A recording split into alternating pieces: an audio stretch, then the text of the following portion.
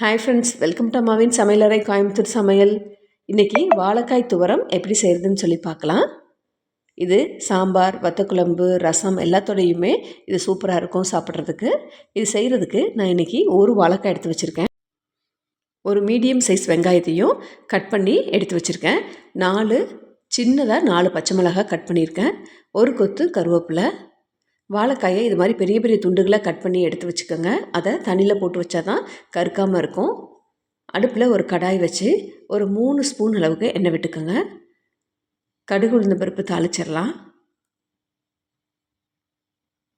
1/4 spoon அளவுக்கு ஜீரகம் போட்டுக்கோங்க.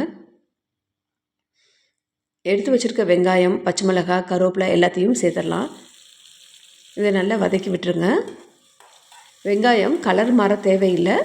கண்ணாடி மாதிரி வரும்போது வாழைக்காய்களை இதோடு சேர்த்துடலாம்.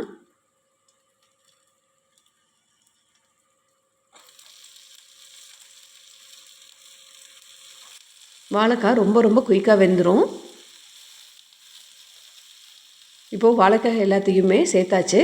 இதை ஒரு கலரி விட்டுட்டு ஒரு 1/4 ஸ்பூன் அளவுக்கு மஞ்சள் தூள் சேர்த்துக்கலாம். இதோட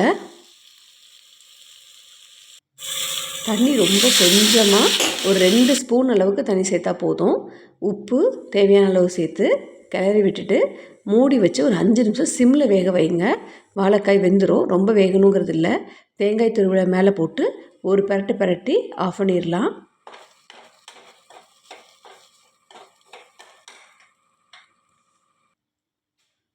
நீங்களும் இதை செஞ்சு பார்த்துட்டு எனக்கு கமெண்ட் பண்ணுங்கள், லைக் பண்ணுங்கள், ஷேர் பண்ணுங்கள்.